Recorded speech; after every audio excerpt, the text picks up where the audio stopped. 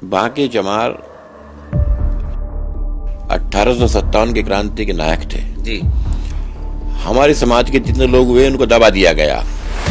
जैसे मंगल पांडे नाम का कोई व्यक्ति नहीं था, ये मंगलू चमार था। इसी तरह बांके चमार 1857 में उन पर जब 2 पैसे की एक गाय आया करती थी तब उनमें 50,000 का इनाम था। आप देखिए कितना बड़ा इनाम होगा।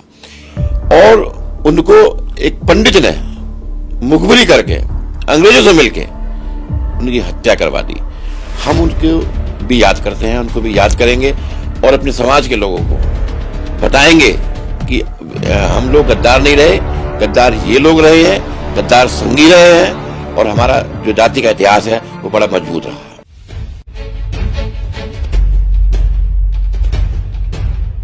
साथियों नमस्कार, जय भीम।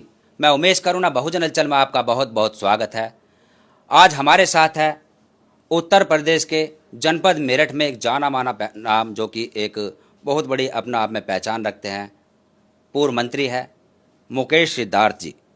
अभी हाल फिलहाल में 10 अगस्त को वीरांगना फूलन देवी जी की जयंती मनाई गई थी चौधरी चरण सिंह यूनिवर्सिटी में, और बहुत ही भव्य प्रोग्राम रहा, सफल रहा। और आज हम बात करेंगे, सबसे पहले आप देख सकते हैं उनके आवास पर है नेताजी, जो कि स्वर्गीय मुलायम सिंह यादव जी हैं। ये मुकेश सिद्धार्थ जी उनके साथ में हैं, काफ़ी पुराने ताल्लुक़ है। और ये देख सकते हैं जो कि पूर्व राज्यपाल है और जो कि पूर्व राष्ट्रपति APJ अब्दुल कलाम जी के साथ, और 1996 में जो कि एक मेरठ के जिमखाना मैदान में एक बड़ा सम्मेलन हुआ था। उसके बावजूद ये आप देख सकते हैं ये तस्वीरें, और भी इसके अलावा बहुत सारी तस्वीरें ऐसी है। अब हम बात करेंगे सिद्धार्थ जी से। सबसे पहले आपको बहुत बहुत बधाई बहुजन हलचल में। धन्यवाद। अभी जो हाल फिलहाल में 10 अगस्त को मेरठ के अंदर एक ऐतिहासिक प्रोग्राम किया गया था वीरांगना फूलन देवी जी की जयंती के उपलक्ष्य में, काफ़ी सफल रहा। तो दर्शकों को उसको लेकर आप क्या मैसेज देना चाहेंगे, जो कि सक्सेस हुआ ये प्रोग्राम? देखिए, फूलन देवी जी ने अन्याय और अत्याचार के खिलाफ लड़ाई लड़ी जी। हमारा दलित समाज जो है, मुस्लिम समाज बैकवर्ड है, ये लगातार पिटता आ रहा है। इसमें ज़्यादा तो दलित बहुत पिटता है।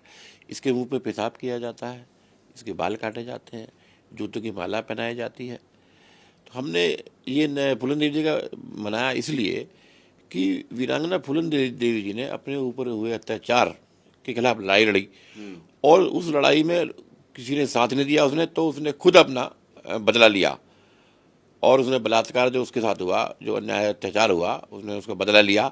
मैं चाहता हूँ दलित समाज भी इसी लायक बने कि वो पीटने वाला बने। मैंने मेरा ये संदेश मैं देना चाहता था इस माध्यम से वीरांगना फूलन देवी जी के जन्मदिन मना के, और मैंने दिया।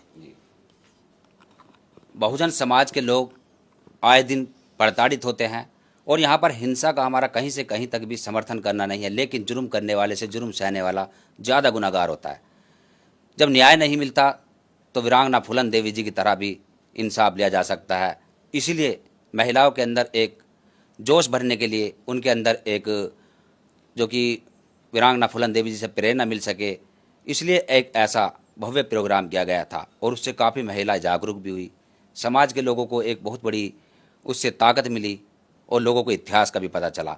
और उसके बाद जो आने वाले समय में और भी महापुरुष है वीरांगना फूलन देवी जी के अलावा, तो और किसकी आप ऐसी जयंती के लिए उपलक्ष्य में कार्यक्रम करना चाहते हैं? देखिए, वीरांगना फूलन देवी जी की जयंती हमने इसलिए बनाई, हमें हिंसा का समर्थन नहीं करते जी।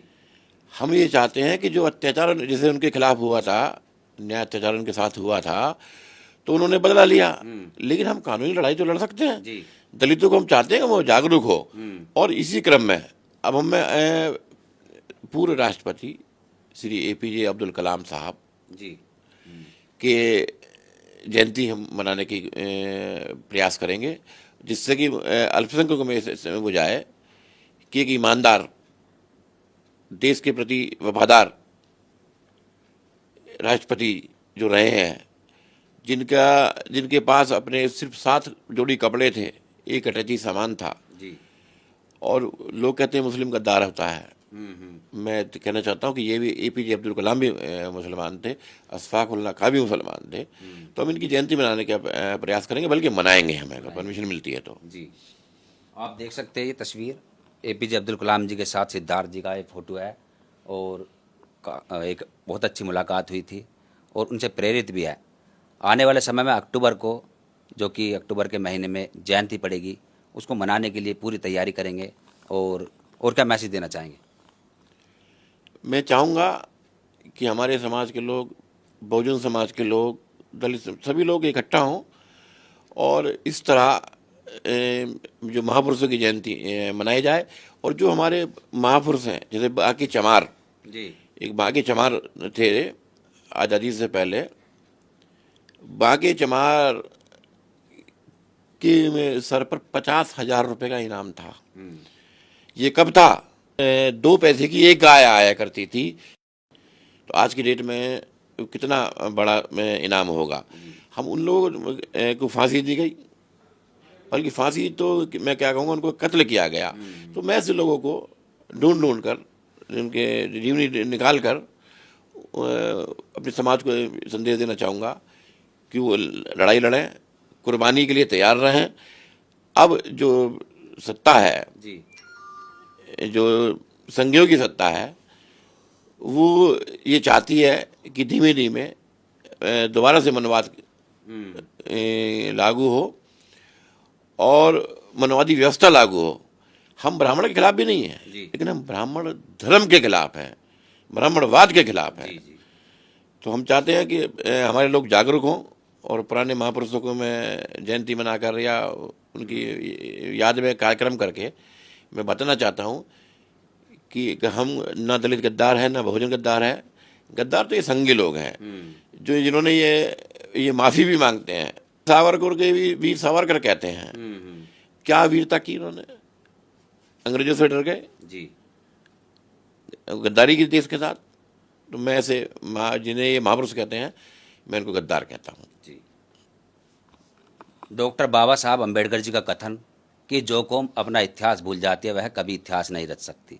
सिद्धार्थ जी वही काम करने जा रहे हैं कि जिनको इतिहास में दफन कर दिया गया, जो हमारे महापुरुष, जो हमारे शहीद हुए, जिनको लोग नहीं जानते, उनको यह ढूंढ ढूंढ कर निकालेंगे और उनकी जयंती, उनकी शहादत दिवस पर एक भव्य प्रोग्राम किया करेंगे। और दर्शकों से यही कहना है कि ऐसे कार्यक्रमों में सिद्धार्थ जी जैसे और भी व्यक्ति है जो भी ऐसा कार्य करें, उनका साथ दे और बढ़ चढ़ कर आगे आए। और जिस तरह से ये प्रोग्राम जो किया गया था, जो कि पूरे देश के अंदर वाहवाही हुई, सफल रहा, इसी प्रकार आगे भी ऐसे कार्यक्रम सफल रहे। धन्यवाद।